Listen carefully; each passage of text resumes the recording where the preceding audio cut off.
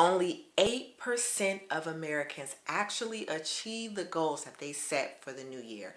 Other 92% be out here straight capping, but that's not going to be you and it's not going to be me.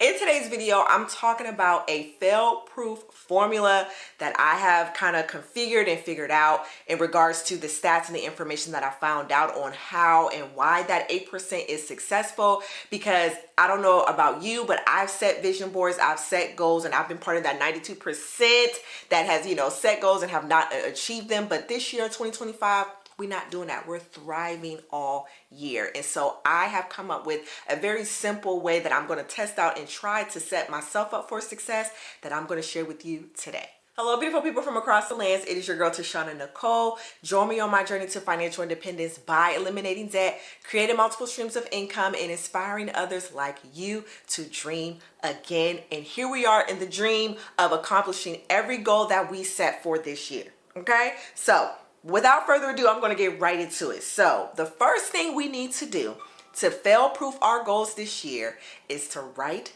the vision and make it plain. And this is referencing to the scripture Habakkuk 2:2, which I'll just put on the board on the screen here for you to read for yourself. But what I am doing in regards to writing my vision, instead of setting a yearly vision board, I'm going to set quarterly vision board. And for me to do that, the first thing I want to do is do like a brain dump. So I have asked myself, or I'm going to ask myself, what needs to happen for this year to be the best year yet? Like for this year, for 2025 to be the year that I thrive, what all needs to happen within this year? So what I am doing is getting the list and just brain dumping of all the things that I would love to accomplish to make this year successful.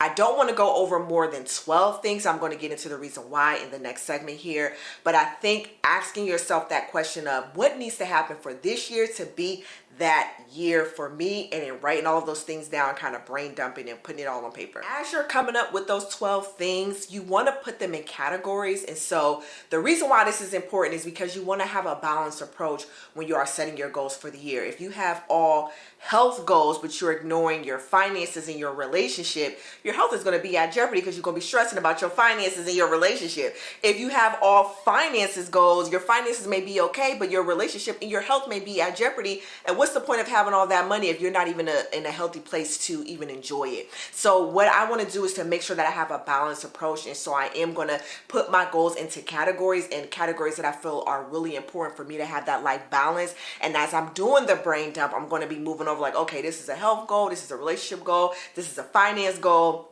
this is a spiritual goal, keeping that kind of in mind as I'm like doing this brain dump and getting all the things out that I need to be make this year like the best year yet. And I actually got this method from, I think her name is Jasmine or Jazz. She does like this glow up series, glow up diaries. Like, I love her videos, and she does a very, very good thorough explanation on kind of having this full focus approach. And I'll be sure to drop that video in the description.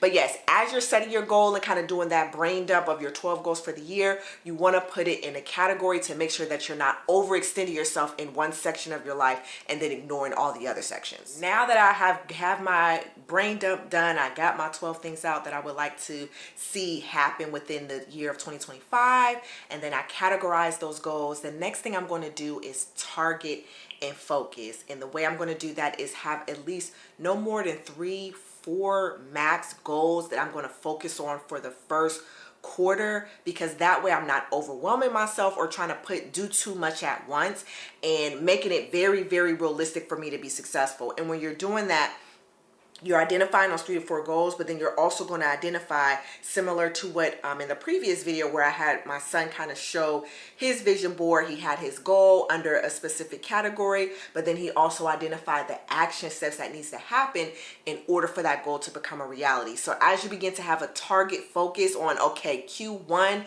these are the goals that I need to have completed by the end of the year, or these are the goals that I want to set to, not by the end of the year, by the end of the quarter.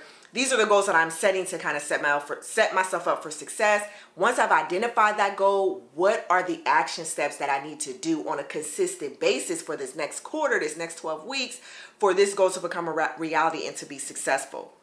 And then once you identify that and kind of categorize those goals in that specific way, no more than 3 to 4 goals, you wrote out the action steps that you need to do consistently for it to be successful, you need to create a vision board for that goal. And that's kind of what I'm doing. Instead of like doing it for the whole year, I want to get hyper focused on this quarter. This is what I want to achieve, and kind of creating a vision board for that quarter. And so one of the things that I'm doing, I'm sticking to digital. I found the digital vision board to be super easy and efficient and helpful, and I love that I can put it on my phone, I can put it on my iPad, I can have it on my, you know, my desktop computer. And particularly I love to have it on my phone because my phone is something that I literally have with me every single day. I can also print the vision board out if I need to, and if I want to have it up somewhere in my room, which I think I may do as well. But the goal is to write the vision down, make it plain, and also make it visible for you to see as a constant reminder and a constant motivator on what you said you was gonna do. Now, the way the human body and mind is set up, we love to feel good. We love to feel safe and happy. And so as we are identifying these goals, we have to set ourselves up to experience some type of dopamine hit to keep us motivated and to keep us, you know, excited about putting in the work to make this goal a reality. So the most important part in regards to this is creating some form of celebration. So how are you going to celebrate at the end of the quarter once you reached your goal? And so this is what I identified that I would like to do. So if I achieve at least 75 to 80%, see, I gave myself a little window, you know, C plus B's, people, you know, we matter. If I achieve at least 75 to 80% of my goals in Q1, I will celebrate by getting Kendrick Lamar tickets. Kendrick Lamar is going on tour this year, and he will be out in the DMV area in June, and I want to go. So that is a goal that I kind of set myself up for the first quarter. If I achieve, again, at least 75 to 80%, because I'm leaving myself that window of being human. Like, I don't want to be too hard on myself, but I also don't want to give, you know, be too easy on myself and give me room to just not do anything. But I think having a balanced approach of realizing that I may not get all the things that I intended to do within that first quarter, but if I get at least 75 to 80%, hey, a win is a win, okay? A win is a win. And if I win within that 75 to 80%, I want to go see Kung Fu Kenny. I want to see him live. I love Kendrick Lamar, and so that is a way that I want to treat myself if I complete my goals in Q1.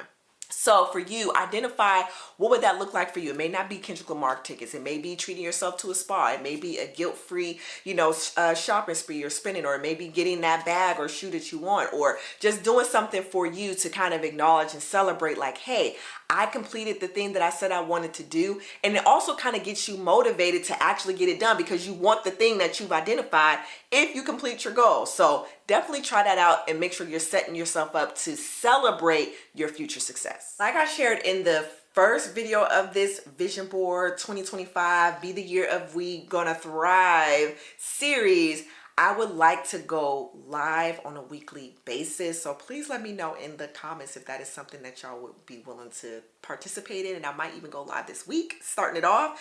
But in the next video, I'm actually going to share this whole process that I've identified, and actually share my goals with y'all, so y'all can see, you know, not all of my goals. I'm just going to at least give you a visual representation of what this process may look like in real time. And so if you want to see that, make sure to check out that video. And until next time, please be sure to dream, believe, and achieve.